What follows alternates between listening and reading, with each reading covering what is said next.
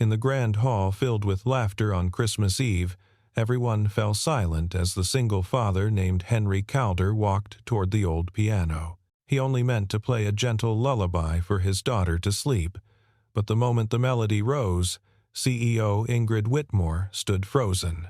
It was the very song her first love had written just for her, a secret no one else knew. Her hands trembled, her heart tearing open, because the man who wrote that song had died years ago. So why could he play it?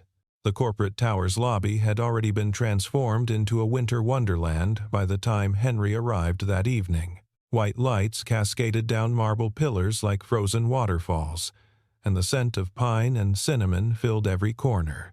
Employees mingled in clusters, champagne glasses catching the glow of a massive tree near the executive elevators. Henry Calder moved through the crowd almost invisibly. His gray work shirt faded from too many washes, his calloused hands still bearing traces of grease from fixing a heating vent earlier that day. At 36, he carried himself with a quiet dignity that most people overlooked.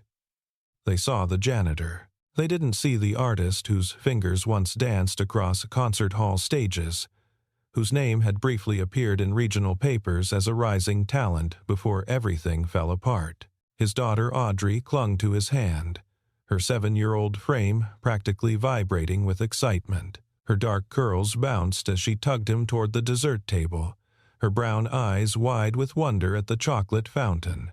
Henry watched her with the kind of love that made his chest ache, fierce and protective, and tinged with guilt that he couldn't give her the childhood she deserved. No expensive dresses, no private schools, just a cramped apartment where the radiator clanked at night and the piano in the community center down the street where she sometimes heard him play when he thought no one was listening. Across the hall, Ingrid Whitmore stood on the mezzanine level, surveying her domain with the practiced poise of someone born to command rooms. At 34, she had transformed her father's struggling real estate firm into Whitmore Holdings, a juggernaut of commercial development that now owned 40% of the city's waterfront. Her honey-blonde hair fell in soft waves past her shoulders, and the crimson dress she wore a bold V-neck that demanded attention without apology made her impossible to miss. But it was her eyes that truly arrested people. Ice blue and calculating, they seemed to measure every person, every angle, every potential weakness or opportunity. Most found her intimidating. Some called her ruthless. No one called her soft. Yet, beneath the armor of her designer wardrobe and cutting boardroom reputation, Ingrid carried a wound that had never fully healed. 16 years ago, when she was 18 and still believed in fairy tales, she had fallen in love with a boy named Leon Merritt. He was a piano prodigy, all wild, dark hair and passionate eyes, the kind of talent that made you forget to breathe when he played. He had written her a song, just for her. He called it Starlit Promise, and he played it for her one night under a sky full of stars at their summer music camp, whispering that it held everything he felt but couldn't say. 3 weeks later, Leon died in a car accident on a rain-slicked highway. The song died with him. Or so Ingrid believed.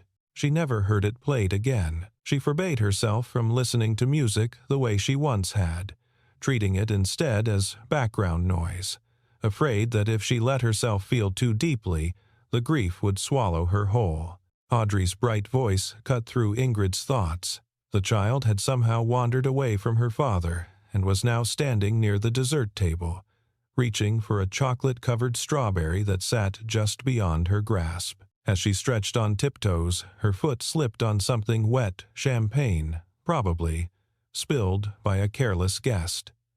She went down hard, her knee cracking against the marble floor. The sound was small but sharp, and immediately Audrey's face crumpled. Blood seeped through her tights. Henry was across the room in seconds, dropping to his knees beside his daughter. He pulled a clean handkerchief from his pocket, he always carried one for moments like this, and pressed it gently to her scraped knee. His voice was low and soothing, the kind of voice that could calm storms. Audrey's sobs quieted to hiccups as he held her, his broad hand cradling the back of her head. But before Henry could lift her to carry her to the restroom to properly clean the wound, a man's voice sliced through the moment. Flynn Baker strode over, his tailored navy suit immaculate, his jaw tight with irritation. Flynn was Ingrid's fiancé, or rather, the man her father had chosen for her to marry in 6 weeks. He was handsome in a catalog model way, with perfectly styled chestnut hair and a smile that never quite reached his eyes. He worked in private equity and spoke frequently about optimizing assets and maximizing shareholder value, in a tone that made it clear he viewed most things, including people, as items on a spreadsheet. "Can you control your child?" Flynn snapped at Henry, gesturing at the small smear of blood on the floor. "This is a corporate event, not a daycare. If you can't afford a babysitter, maybe you shouldn't have brought her." Henry's jaw tightened, but he kept his voice level. "She's 7. She slipped. It was an accident that wouldn't have happened if you knew your place." Flynn's eyes raked over Henry's work clothes with undisguised contempt. "Your maintenance, there's a staff entrance for a reason." Audrey's bottom lip trembled, and something in Henry's chest cracked. He opened his mouth to respond, but another voice cut in first. Ingrid Whitmore descended the mezzanine stairs with deliberate grace, each step measured and purposeful. When she reached them, her ice-blue eyes fixed on Flynn with a coldness that could frost windows. "You don't have the authority to speak to my employees that way," she said quietly. The room had gone silent, everyone watching. "Apologize." Flynn's face flushed. "Ingrid, I was just—" "Apologize," she repeated, her tone allowing no room for negotiation. "Now." Flynn's lips pressed into a thin line, but he managed a clipped "sorry," directed more at the floor than at Henry or Audrey. Ingrid turned to Henry then, and for just a moment her expression softened. She saw the way he held his daughter, the care in his touch, the protective fury barely restrained in his shoulders. She saw something that felt dangerously close to recognition, though she couldn't name why. "Take care of your daughter," Ingrid said gently. "The first aid kit is in the executive lounge, 5th floor. Take the private elevator." She gestured toward the brass doors behind her desk. Henry nodded, his throat too tight for words, and carried Audrey away. By the time they returned an hour later, Audrey's knee properly bandaged and her spirits restored by the hot chocolate and cookies a kind executive assistant had provided, the party had grown louder. Someone had opened the piano, a vintage Steinway that usually sat covered and silent in the corner, more decorative than functional. A few employees had gathered around it, laughing and requesting songs from a tipsy accountant who knew 3 chords and played them with more enthusiasm than skill. Audrey tugged Henry toward the instrument. "Daddy, can you play? Please, just one song so I can sleep?" Henry hesitated. He hadn't played publicly in years. The accident? God, the accident had shattered more than his hand. It had broken something in his soul, made him afraid to touch the keys in front of anyone who might judge, who might remember what he used to be and see only what he'd become. But Audrey's eyes were so hopeful, and it was Christmas Eve, and she'd been so brave about her scraped knee. How could he say no? He sat down at the piano, and the crowd quieted, curiosity replacing their chatter. His fingers hovered over the keys for a moment, trembling slightly. Then he began to play. The melody that filled the hall was unlike anything most of them had ever heard. It was gentle at first, like rain on glass, each note placed with such precision and care that it felt less like music and more like a conversation whispered in the dark. Then it grew, swelling into something achingly beautiful, a cascade of sound that spoke of longing and loss and a love so deep it had no words. Henry's eyes closed as he played, his damaged hand scarred from where the stage rigging had crushed it 12 years ago, moving with a grace that defied its injury. He played from memory, from the marrow of his bones, every note a piece of his heart laid bare. On the mezzanine, Ingrid Whitmore had been preparing to leave when the music reached her. She froze mid-step, her hand gripping the brass railing so hard her knuckles turned white. The melody wrapped around her like a ghost, pulling her back through 16 years to a summer night when the stars seemed close enough to touch, and a boy with dark eyes had played this exact song for her. Starlit Promise, Leon's song, Leon's gift. The last piece of him she had left, buried so deep in her memory that she'd convinced herself she might have imagined its beauty. But she hadn't imagined it. It was real. Every note, every pause, every aching phrase exactly as Leon had played it. How? How could this stranger, this janitor, know Leon's song? Ingrid's vision blurred. Her chest constricted, each breath a labor. Around her, guests murmured appreciation, oblivious to the fact that the ground beneath her feet had just shattered. She descended the stairs on unsteady legs, drawn to the piano as if magnetized. Henry finished the song and opened his eyes to find the CEO standing 3 feet away, her face pale, her blue eyes swimming with unshed tears. "Where did you learn that?" Her voice came out raw, barely above a whisper. Henry stood slowly, his heart hammering. He'd known this moment might come someday, had dreaded it and longed for it in equal measure. "It's just an old melody. Something I picked up years ago. Don't lie to me." Ingrid's voice sharpened, desperation creeping into her tone. "That song, it was written for me. By someone who died 16 years ago. No one else knew it. No one could have known it." She stepped closer, searching his face for answers he wasn't ready to give. "Who are you?" Before Henry could respond, Audrey appeared at his side, sleepy and smiling.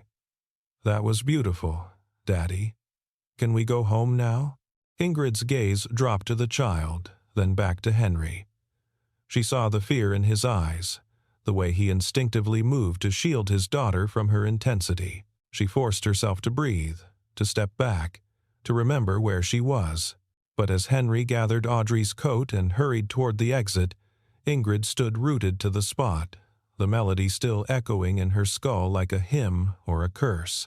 She didn't sleep that night. Every time she closed her eyes, she saw Leon's face, heard his voice promising her forever in notes instead of words. But now another image kept intruding. The janitor's scarred hands moving across the keys, the sorrow etched into the lines around his eyes, the way he'd held his daughter like she was the only thing in the world worth protecting. Who was he, and how had he stolen a piece of her past? The next morning, Ingrid arrived at the office 2 hours early, her eyes shadowed from lack of sleep. She pulled Henry Calder's employee file and spread it across her desk. The information was sparse. Hired 3 years ago as maintenance staff. No college degree listed. Previous employment at a warehouse, a grocery store. Odd jobs. Emergency contact. None listed except for Audrey Calder, age 7, daughter. No mention of a wife or partner. The file said nothing about music, nothing about talent, nothing that explained how a man working night shifts, fixing toilets and changing light bulbs could play like that. Ingrid picked up her phone and dialed her assistant. "I need you to find someone for me, Corbin Hale. He's a composer, used to teach at the Berkshire Music Academy. Track him down. I need to speak with him today." Corbin Hale arrived at her office that evening, a lean man in his 50s with silver-streaked hair and kind eyes obscured by wire-rimmed glasses. He'd been Leon's mentor, the one who'd recognized the boy's genius and nurtured it until the accident stole him away. Ingrid hadn't spoken to Corbin in over a decade, but when she called, he came without question. She played him a recording she'd found online. Someone had filmed Henry playing last night on their phone and posted it to a private group. Corbin listened in silence, his expression unreadable. When the video ended, he removed his glasses and rubbed his eyes. "That's remarkable," he said quietly. "Is it Starlit Promise? Leon's song? Corbin hesitated. It's the same melody, yes, but Ingrid, I need to tell you something. Something I should have told you 16 years ago, but I didn't because I thought it would hurt you more than help. Ingrid's pulse quickened. What? Leon didn't finish that song. He wrote the opening, the first 8 bars, and he was brilliant, he always was. But he got stuck. He couldn't figure out where to take it. He was frustrated, kept scrapping versions, starting over. Corbin paused, choosing his words carefully. There was another student at camp that summer. Quiet kid, talented, but overlooked. Leon asked him for help. The other student took Leon's opening and completed it, turned those 8 bars into something extraordinary. But then Leon died, and the song became his legacy. I never corrected the record because I thought it would dishonor his memory. Ingrid felt the room tilt. Who was the other student? I don't remember his name. It's been so long. He didn't fight for credit. When Leon died, he just disappeared.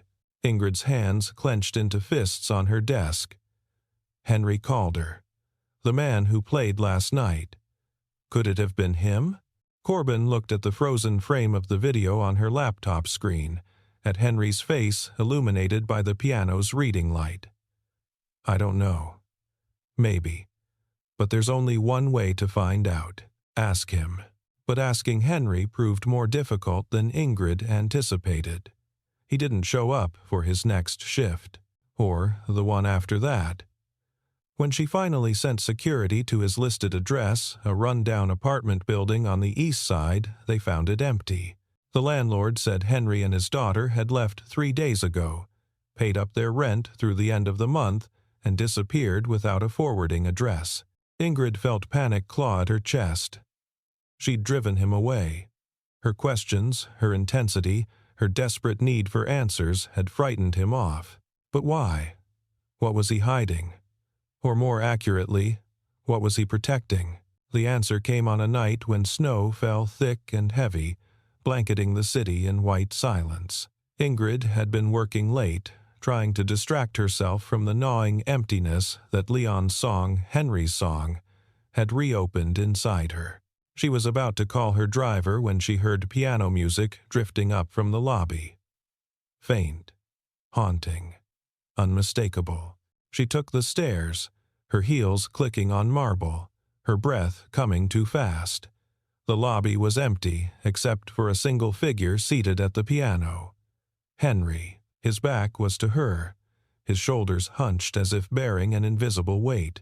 He played Starlit Promise again, but this time it sounded different. Sadder. More resigned. You came back, Ingrid said. Henry's hands stilled on the keys. He didn't turn around. I shouldn't have run. Audrey asked me why we left, and I couldn't give her a good answer. She liked it here. Liked the cookies the nice lady gave her. Liked watching the lights. He paused. I owed you the truth, even if you hate me for it. I could never hate you for playing beautifully, Ingrid said, moving closer. But I need to understand. That song, Starlit Promise, Leon Merritt was supposed to have written it for me before he died. But Corbin told me Leon didn't finish it. Someone else did. She stopped directly behind him. Was it you? Henry finally turned to face her. Up close, Ingrid could see the silver threaded through his light brown hair, the fine lines around his eyes that spoke of too many sleepless nights and too much worry. But his eyes, gray-green and achingly honest, held hers without flinching. Yes, he said simply. It was me. Ingrid's knees nearly buckled. She gripped the edge of the piano to steady herself. Why? Why would you do that? Why would you let him take credit? Because he loved you, Henry said. And I was nobody. Just some kid who played because he had to, not because he was destined for greatness like Leon was. I was at that music camp on a scholarship I could barely afford. My family had nothing.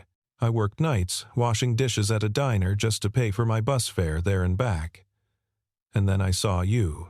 He laughed bitterly. You probably don't remember.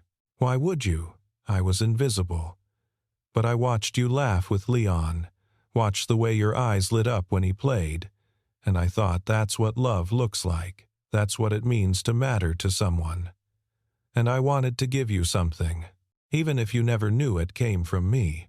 So you wrote a love song for another man to give to me, Ingrid whispered.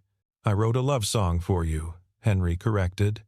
Leon just delivered it. He knew I had feelings I couldn't express. He wasn't cruel about it. He offered to tell you the truth, but I said no. I told him you were meant for someone like him, someone brilliant and confident and whole, not someone like me. Tears streaked down Ingrid's face unchecked. And then he died. And then he died, Henry echoed. And I let the song be his legacy because it made you happy, because it gave you something to hold on to. And I went home and tried to forget that I'd ever been anyone other than what I am now. What happened to you? Ingrid asked. Corbin said you were talented. Why are you fixing pipes instead of playing concert halls? Henry held up his right hand, turning it so she could see the scars that webbed across his palm and up his wrist. 3 years after that summer, I signed a contract with a performance company. Your father's company, actually. Whitmore Productions. It was supposed to be my big break. I got my hand caught trying to push a cellist out of the way. By the time they pulled me out, the bones were crushed. 3 surgeries later, the doctor said I'd never play professionally again. Ingrid's blood turned to ice. My father's company. The investigation concluded it was a cost-cutting measure gone wrong. Someone approved substandard equipment to save money. The company settled quietly with everyone involved. I got enough to cover my medical bills, barely. Then the contract was terminated, and I was adrift. He smiled without humor. So I learned to fix the things that break. Seemed fitting. Ingrid felt sick. Her father. George Whitmore had always been ruthless in business. But this? Did you know? When you took this job here, did you know who I was? Not at first, Henry admitted. I needed work. Any work. But then I saw your name on the directory, and I wondered.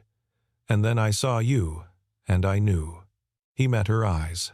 I stayed because I'm a coward. Because seeing you from a distance was better than not seeing you at all. Before Ingrid could respond, the lobby doors burst open. Flynn Baker strode in, his face flushed with anger. Behind him, 2 men in suits flanked a third figure. Ingrid recognized immediately. Her father, George Whitmore, the older man carried himself with the same imperious bearing that had defined his 30-year reign as CEO before Ingrid took over. His silver hair was slicked back, his charcoal suit impeccable, but his eyes, cold and calculating, held nothing but contempt as they landed on Henry. So it's true, George said, his voice dripping with disdain. My daughter has been sneaking around with the help. Ingrid, I raised you better than this. What are you doing here? Ingrid demanded, stepping between her father and Henry. Flynn called me. Said you were making a fool of yourself over some janitor who's trying to extort you with a sob story about an old accident. George's lips curled. I assume he's talking about the Whitmore Productions incident? The one where that nobody pianist tried to sue us for millions because he was too clumsy to avoid falling equipment. He's not trying to extort anyone, Ingrid said sharply. And that accident wasn't his fault. It was ours. It was business, George corrected. Sometimes sacrifices have to be made for the bottom line. The boy was compensated fairly. Fairly? Ingrid's voice rose. You destroyed his career and paid him barely enough to cover his medical bills. You ruined his life. George waved a dismissive hand. He was mediocre at best. We did him a favor. If he'd actually had talent, he would have found a way to succeed despite the injury. His gaze slid to Henry with undisguised contempt. Instead, he's cleaning toilets, which is exactly where he belongs." Henry remained silent, his jaw tight, his hands clenched at his sides.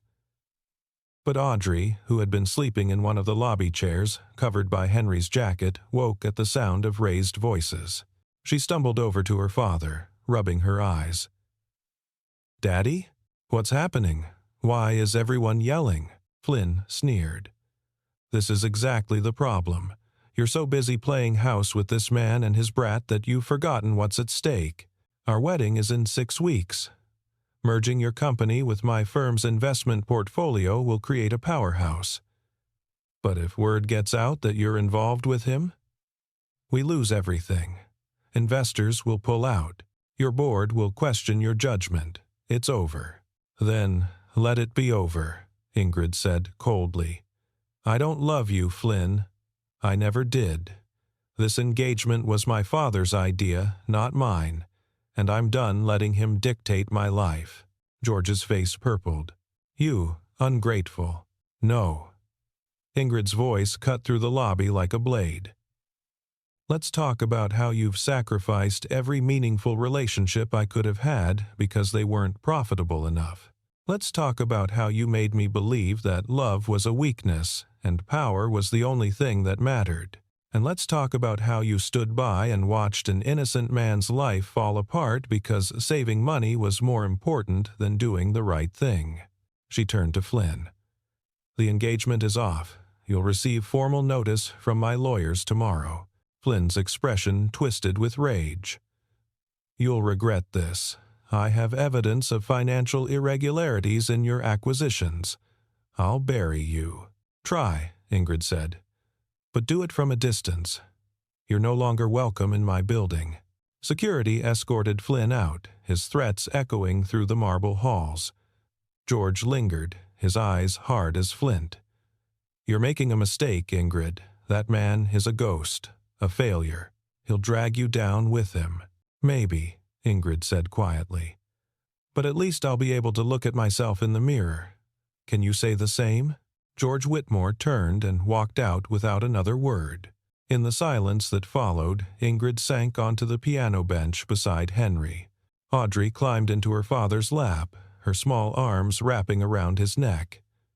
The child looked at Ingrid with solemn brown eyes. Ingrid managed a watery smile. "A little. But sometimes being sad means you're brave enough to choose what's right instead of what's easy." "Daddy's brave too," Audrey said. "He plays music, even though his hand hurts sometimes." Ingrid looked at Henry. Really looked at him, saw not the janitor or the ghost of a broken dream, but the man who had loved her quietly for 16 years, who had written her a song so beautiful it had carried her through her darkest nights, even when he got no credit for it, who had sacrificed his own dreams to give a dead boy's memory meaning. "Play it again," she whispered.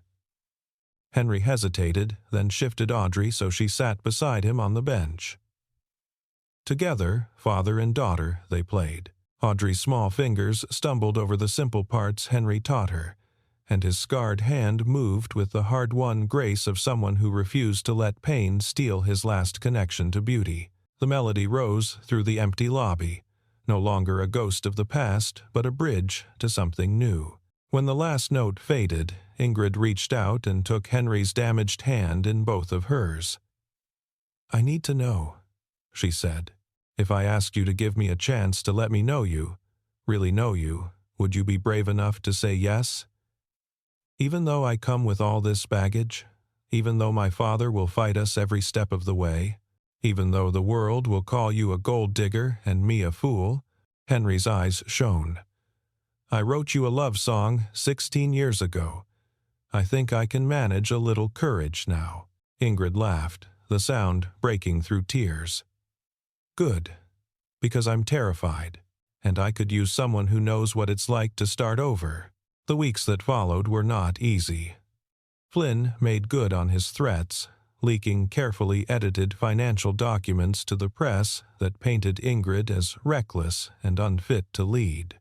But Corbin Hale came forward with documentation proving that Henry had indeed been the true composer of Starlit Promise, and the story shifted. Instead of a scandalous affair, it became a tale of long-lost love and artistic integrity. Donors and investors who had initially wavered rallied behind Ingrid, moved by the romance of it all. George Whitmore fought bitterly to regain control of the company, but the board sided with Ingrid. They forced him into early retirement with a severance package and a non-compete clause that effectively ended his influence. He moved to Florida, bitter and isolated, and Ingrid grieved the father she'd wanted him to be rather than the one he'd been. Henry returned to music slowly, carefully. Ingrid funded the creation of a scholarship program in Leon Merritt's name and Henry Calder's for young musicians from low-income backgrounds. Henry began teaching piano to children at a community center, and twice a week Audrey attended his classes, her laughter ringing through rooms that had known too much silence. 1 year after that Christmas Eve, Whitmore Holdings hosted its annual holiday charity concert. The ballroom was packed, every seat filled, the air electric with anticipation. When Henry walked onto the stage, dressed not in work clothes but in a simple black suit, his daughter's hand in his, the audience erupted in applause. He sat at the grand piano, and Audrey took her place on a small bench beside him. Ingrid stood in the wings, her heart in her throat. She wore red again, but this time the dress felt like a celebration rather than armor. Henry's fingers found the keys, and Starlit Promise filled the hall. But this time, the ending was different. He'd written a new coda, a series of cascading phrases that spoke not of loss, but of hope, of second chances, of love that waits patiently in the shadows until it's finally called into the light. When the music ended and the applause washed over them, Henry stood and found Ingrid in the crowd. She made her way to the stage, and when she reached him, he took her hand. "The melody you wrote saved me twice," she said, her voice barely audible over the cheering audience. "The first time, it gave me a reason to keep going after Leon died. The second time, it led me to you." Henry smiled, and it transformed his entire face. "Then I'd say it was worth every note." Audrey tugged on Ingrid's hand. "Can we get hot chocolate now? The kind with marshmallows?" Ingrid laughed and scooped the child up. As they walked off the stage together, Henry, Ingrid, and Audrey, the melody still seemed to linger in the air. A promise kept, a circle completed. Behind them, Corbin Hale watched from the audience, his eyes bright with tears, knowing that sometimes the most beautiful music comes not from perfect execution, but from broken people brave enough to play anyway. Months later, on a spring afternoon when cherry blossoms drifted like snow through the city park, Henry and Ingrid sat on a bench while Audrey chased butterflies through the grass. The sunlight turned Ingrid's hair to gold, and Henry thought, not for the first time, that he was the luckiest man alive. "I've been thinking," Ingrid said, leaning her head on his shoulder, "about the song. Starlit Promise. It had an ending before, but it feels different now, like it's still being written." Henry laced his fingers through hers. "Maybe that's the point. Maybe the best promises aren't the ones we make once and lock away. Maybe they're the ones we keep remaking, every day, in 1,000 small ways." Ingrid turned to look at him, her blue eyes soft. "Then, make me a promise. Not forever, not some grand declaration. Just promise me today that you'll keep playing, that you'll keep teaching Audrey, that you'll keep showing me what it means to love something even when it's hard." "I promise," Henry said, and he meant it. Audrey ran back to them then, breathless and grinning, a cherry blossom petal caught in her dark curls. "Daddy, Miss Ingrid, come see. There's a piano player over there by the fountain, and he's really good, but not as good as you." Henry laughed and stood, pulling Ingrid to her feet. "Should we go listen?" "Absolutely," Ingrid said. But first she rose on her toes and kissed him, soft and sure, tasting of coffee and promise. When they broke apart, Henry's eyes were bright with unshed tears. "What was that for?" "For writing me a song when you didn't have to. For being brave enough to show up even when you were scared. For teaching me that sometimes the most extraordinary people are the ones everyone else overlooks." She squeezed his hand. "For being you." They walked toward the fountain, Audrey skipping ahead, and Henry thought about how 16 years ago he'd been a scared kid who poured his heart into 8 bars of music, never imagining where those notes would lead. To a life he'd never dared to dream was possible. The pianist by the fountain was young, maybe 19, playing with more enthusiasm than polish. But there was something pure in his effort, something that reminded Henry of who he used to be. When the boy finished his song and looked up nervously, expecting criticism, Henry clapped. "That was beautiful," he said. "Keep playing, even when it's hard. Even when people tell you you're not good enough. Keep playing." The young pianist's face lit up, and he nodded vigorously before launching into another song.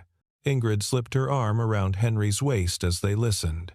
Audrey climbed onto her lap, and the 3 of them sat there as the music washed over them, imperfect, heartfelt, and achingly human. Above them, cherry blossoms fell like grace, and somewhere in the distance someone was laughing, and the world felt, for this one shining moment, exactly as it should be. That night, after Audrey had been tucked into bed with her favorite stuffed bear and a goodnight song, Henry returned to the piano in Ingrid's apartment. She'd bought it for him 3 months ago, and every time he saw it, his throat tightened with emotion. She sat beside him on the bench, her head resting on his shoulder. "Play me something new," she said. "Something that's just ours." Henry's fingers hovered over the keys, and then he began. The melody was simple at first, just a conversation between 2 notes, tentative and searching. But gradually it grew, became a dialogue, became a dance. There were moments of dissonance that resolved into harmony, phrases that stumbled before finding their rhythm, silences that spoke louder than sound. When he finished, Ingrid was crying.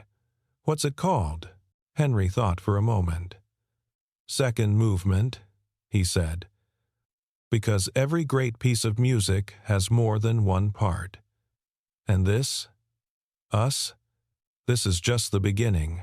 Ingrid kissed him then, deep and slow, and when they finally pulled apart, she whispered against his lips, "Promise me we'll keep writing this song together, that no matter what happens, we won't let the music stop." "I promise," Henry said. And this time there were no secrets, no shadows, no ghosts of the past standing between them. Just 2 people who had found each other across years and loss and impossible odds, who had chosen each other not because it was easy, but because some songs are too important not to sing. Outside, the city hummed its evening symphony car horns and distant sirens and the soft rush of wind through trees. But inside that apartment, in the golden glow of lamplight, there was only music. The kind that heals. The kind that saves. The kind that proves that even the most broken things can be made beautiful again if someone brave enough is willing to try.